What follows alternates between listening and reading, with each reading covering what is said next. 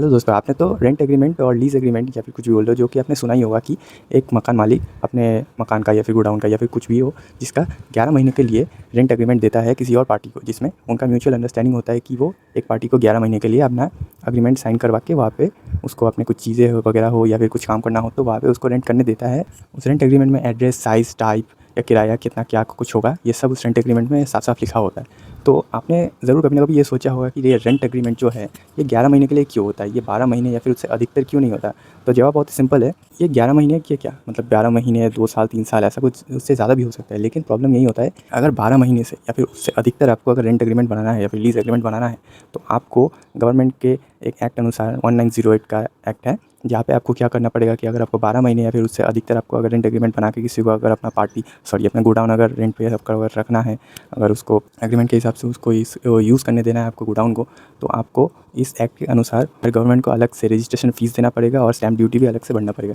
जैसे कि अगर आप पकड़ लीजिए, आपका महीने का अगर आपका किराया आपको किसी पार्टी को अगर 10,000 देना है, तो उसका अगर जैसे कि 8% पकड़ लो, ये स्टेट वाइज़ आपका डिफरेंट होता है, कहीं पे 8% है, 5% है, 2% है। तो सोच लीजिएगा, अगर आपका महीने का किराया 10,000 है, पार्टी को आपको 10,000 रुपये देना पड़ेगा, लेकिन उसका 8% आपका हो गया 800 रुपये। तो 800 रुपया जो है आपको वो गवर्नमेंट को अलग से रजिस्ट्रेशन फ़ीस या फिर स्टैम्प ड्यूटी के अनुसार आपको गवर्नमेंट को वो पे भी करना पड़ेगा। तो इसके लिए आपका अलग से खर्चा बढ़ गया। और बात ये भी खत्म नहीं होता, ये तो जैसे स्टेट वाइज़ आपको डिफरेंट हो गया, किसी का शायद 2% हो या फिर 8% हो, तो उससे शायद किसी को उसको लगे हाँ थोड़ा कम है तो बच गया। लेकिन इससे भी बढ़कर और भी कहानियाँ हैं, जिसमें कि आपको सिक्योरिटी डिपॉजिट के लिए या फिर सिक्योरिटी चार्जेस के लिए आपको 100 रुपये अलग से वो भरना पड़ेगा, और इसी का रजिस्ट्रेशन फ़ीस 1100 या फिर 1500 रुपये का पड़ता है, वो भी अलग से आपको वो भरवाना पड़ेगा। तो ऐसे करके आपका चार्जेस मिला के आपका मतलब एक्सपेंस बहुत ज़्यादा बढ़ जाता है। जैसे कि अगर आपको मैं रजिस्ट्रेशन फ़ीस या फिर स्टैम्प ड्यूटी का अलग से एग्जाम्पल सोचिए कि जैसे कि आपको 5 साल या फिर उससे कम का अगर किसी को रेंट देना है, तो आपको गवर्नमेंट को 2% उसका भुगतान करवाना पड़ेगा, या फिर 5 साल से उसका अधिक है तो उसका 3% आपको गवर्नमेंट को शेयर करना पड़ेगा। अगर 10 साल से ऊपर है तो उसका आपका 6% आपको गवर्नमेंट को शेयर करना पड़ेगा। इतने सारी चीज़ को अगर आपको गवर्नमेंट को देना पड़ता है, तो इस चीज़ को बाईपास करने के लिए इंडियन जुगाड़ जो निकला है, उसका क्या होता है कि हम 12 महीने का नहीं देंगे, क्योंकि 12 महीने के बाद से 12 महीने या फिर 12 महीने प्लस से अगर हम किसी को गोडाउन या फिर अपना शॉप या फिर रेंट वगैरह देते हैं, तो ही आपको इस एक्ट के अनुसार 1908 एक्ट के अनुसार आपको इतने सारी चीज़ें रजिस्ट्रेशन टैक्स, स्टैम्प ड्यूटी वगैरह आपको भरना पड़ता है, सिक्योरिटी वगैरह चार्जेस आपको लगाना पड़ता है, और उसके बाद गवर्नमेंट को पे करके उसके बाद जो बचता है वो आपका प्रॉफिट बनता है। इस चीज़ को बाईपास करने के लिए इंडियन जुगाड़ क्या बना है कि हम 12 महीने के लिए तो देंगे नहीं, क्योंकि अगर 12 महीने देंगे तो ऐसे चार्जेस लगाना पड़ेगा और हमारे जेब से तो और भी पैसे ढीला होते जाएंगे। तो इस चीज़ को बाईपास करने के लिए हमारे इंडियन जुगाड़ में क्या है, इसको 11 महीने कर देते हैं, और इसके बाद जाके म्यूचुअल अंडरस्टैंडिंग पार्टी और ओनर के बीच बन जाता है, और उसके बाद तो प्रॉब्लम नहीं होता। 100-150 रुपये का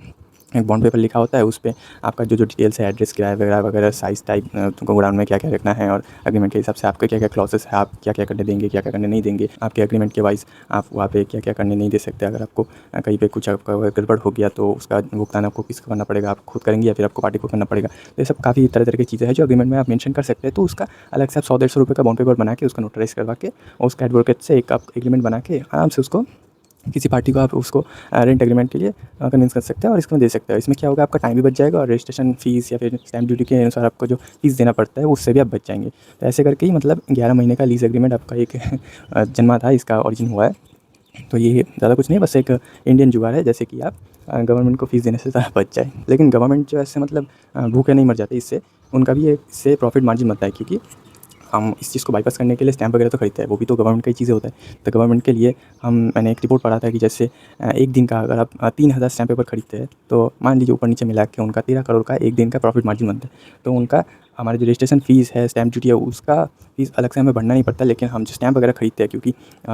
ज़्यादातर इंसान ही चाहेंगे कि उनका लॉस ना हो, घाटा ना हो, इसलिए वो अलग से स्टैम्प पेपर वगैरह खरीद लेते हैं, और उसके बाद जाके वहाँ पे जो प्रॉफिट मार्जिन बनता है के वहाँ पे, क्योंकि मास पीपल ज़्यादा है तो वहाँ पे प्रॉफिट भी ज़्यादा होगा। एक-एक करके धीरे-धीरे करके एक दिन का अगर 13 करोड़ पकड़ लीजिए, तो महीने भर का उनका 200 करोड़ समथिंग वैसा बन जाता है। तो गवर्नमेंट का ऐसे तो उनका अलग से जैसे उनका नीति बनाया हुआ है, रूल्स बनाया हुआ है, उसको फॉलो नहीं करते, लेकिन अलग से जो स्टैम्प पेपर खरीद के इतने सारे मतलब कंजस्ट हो जाते हैं इतनी सारी चीज़ें, तो उससे उनको अलग तरीके से उनका प्रॉफिट मार्जिन बनता है। टैक्स वगैरह हम अलग से पे करते थे। तो इसी तरीके से 11 महीने का लीज़ एग्रीमेंट क्रिएट हुआ था, और ऐसे ही चलते जा रहे हैं। और क्या भाई, good night, see you in the next video.